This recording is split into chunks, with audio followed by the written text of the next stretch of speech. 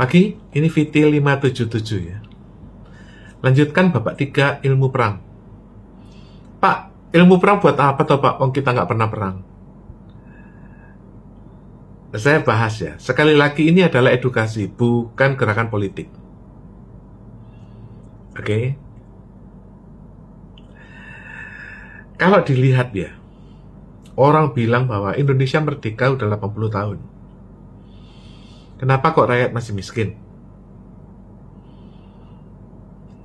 Jadi, kalau dibahas, ya, kenapa rakyat Indonesia masih miskin? Itu karena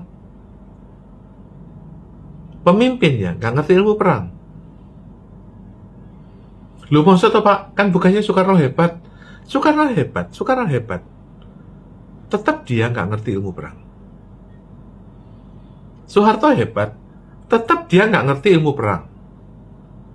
Kalau dia ngerti ilmu perang, kepemimpinannya akan sustainable, berlanjut. Ilmu perang itu bagaimana Pak? Gini loh, secara mendasar, saya akan jelasin dalam waktu 20 menit, tapi akan selesai. Secara mendasar ya, ini adalah bumi, ya bumi. Siapa yang paling berkuasa di bumi? Ayo siapa? Amerika Pak. Iya Amerika itu siapa? Donald Trump.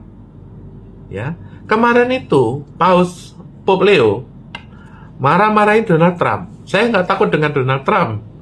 Dia ngomel-ngomelin Donald Trump karena Donald Trump ini biang perang. Donald Trump itu bandel ya. Gitu. Pertanyaan saya adalah, siapa yang akan menang atau menguasai bumi ini? Tadi kan dibilang bahwa Amerika ya. Yang menguasai bumi itu adalah orang yang bisa menjamin. Contohnya gini. Ya, dalam satu keluarga, kalau mau ngutang, ya, jaminannya apa? Otomatis rumah, tanah, ya kan? Kalau kamu nggak punya tempat tinggal, kamu mau ngutang itu bagaimana? Ya, contohnya saya deh ya, paling gampang itu memberi contoh itu saya ya, bukan sombong loh ya. Saya membuat TikTok ini, kenapa kok saya ada pendengarnya yang rata-rata 10.000 setiap hari? Kenapa? Karena ada jaminan pada diri saya bahwa sebelumnya saya begini, lalu diri saya begini, saya pernah begini. Itulah yang menjadi track record, yang menjadi jaminan saya, sehingga omongan saya itu diterima oleh pendengar. Kalau Anda masih baru siaran TikTok, ya baru seminggu, yang dengerin Anda itu 2, satu istri sama satu lagi anakmu. Itu pun bersyukur kamu. Itu contohnya. Jadi orang Indonesia itu nggak ngerti ilmu perang, bahwa yang menjamin itu siapa. Contohnya begini deh ya. Kenapa di tentara itu kalau anaknya jenderal kok jadi jenderal? Kamu tahu nggak, Luhut Panjaitan itu keponakannya TB Simatupang. Pak Maruli itu mantunya Luhut Panjaitan. Lupa kenapa itu kan nepotisme? Bukan nepotisme. Ketika TB Simatupang itu menjadi Panglima ABRI, dia itu udah punya jaminan. Saya ini Panglima ABRI. Dia itu Panglima ABRI setelah Sudirman. TB Simatupang. Otaknya pinter. Sehingga ketika misalnya punya keponakan Luhut Panjaitan, Benny Murdani itu langsung, Luhut, kau kesini, gitu loh. Kenapa? Luhut itu keponakannya TB Simatupang. TB Simatupang itu dosennya Pak Benny Murdani, gitu loh. Jadi kalau misalnya ada orang, anaknya Benny Murdani, anaknya Luhut Panjaitan, anaknya Agus Subianto, anaknya Pak Dudung, anaknya Andika, cepat jadi jenderal. Karena apa? Dia punya jaminan. Nah, kembali lagi kepada Trump. Jaminannya Trump itu apa? Sekarang kamu pikir ya, sekarang kalau kamu mau butuh uang, kamu kan ke bank toh. Bank itu kan yang membuat adalah US dollar kan, dolar Amerika. Tuh, dolar Amerika itu yang menjamin siapa? Nah, itu Trump yang tahu, bukan Paus Leo. Kalau seandainya Trump itu nggak diberi kuasa, kalau kamu mau ngutang, kamu mau KPR ke bank, itu kamu mau utang dalam bentuk apa? Yang bikin bank itu Amerika. Gitu loh. Artinya, mereka yang menjamin. Kalau saya mau beli rumah, saya mau beli mobil, saya mau beli handphone, kadang-kadang kredit kan, utang kan. 98% uang beredar adalah utang. Yang menjamin adalah US dollar, dolar Amerika. Nah, kembali lagi kepada masyarakat Indonesia kenapa miskin. Saya kasih contoh ya, ada 3 orang nih yang menjadi sopir saya ya. Atau 2 deh.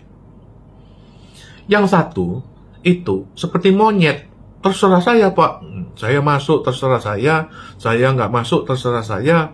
Ya, bahwa di dunia ini adalah orang itu adalah sama atau balance gitu loh, balance, seimbang. Misalnya dia selalu mengatakan, ya kadang saya ikut mama saya, ya kadang saya ikut bapak gitu loh. Langsung saya pecat.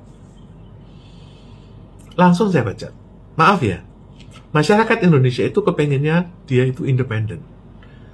Independen itu kamu nggak dipakai, ibarat kambing itu, seperti kambing lepas. Kamu tahu nggak kenapa sapi itu semua hidungnya itu dicoblos supaya dia terkendali? Loh Pak, emang kita sapi Pak? Bukan. Contoh pertama tadi kan adalah sopir saya yang satu, dia maunya bebas atau independen atau sama. Ya, kadang masuk, kadang nggak masuk, itu nggak usah dimarahin gitu loh. Yang satu lagi, sama, orangnya juga independennya, ingin menang ya, tapi dia taat sama istrinya. Istrinya bilang, kalau saya melahirkan, kamu nggak dapat pekerjaan, cerai langsung. Itu pendapat istrinya. Dan berkali-kali saya marahin, saya pecat, dia disuruh kembali oleh istrinya. Sopir mana yang akan saya pakai? Yang kedua. Gitu loh. Kalau kamu berkiprah, ya, seperti saya deh. Saya mau ketemu orang. Kalau saya nggak punya jaminan, nggak punya garansi, ya, Anda beli mesin cuci pun minta garansi. Anda beli mobil pun minta garansi. Bagaimana kalau misalnya saya beli mobil terus 2 tahun rusak? Ya nggak ada yang mau. Seperti juga manusia. Siapa yang menggaransi saya? Gitu loh. Contohnya begini deh ya. Kalau kamu perang ya, katakanlah Pak Agus Subianto itu perang. Dia akan ngajak siapa sebagai wakilnya atau ajudannya atau panglimanya atau komandannya? Dia akan pilih adalah teman-temannya. Kenapa? Dari dulu 30 tahun yang lalu dia ada utang budi. Dan utang budi itulah yang mengikat. Jaminannya bahwa kamu dulu kan saya tolongin. Kamu dulu kan pernah dikepruk Jepang. Saya yang tolongin. Kamu dulu kan pernah dikepruk Fred Retilin, aku yang nolongin. Jadi jaminan itulah yang mengikat para jenderal. Maka dari itu kamu lihat ya, Panglima, Kasat, Kasal, Kasau selalu mengajak temannya. Asper Kasat, Asper Kasal, Asper Panglima TNI itu temannya. Dia yang memilih orang-orang siapa yang jadi jenderal. Lanjut Bapak 2.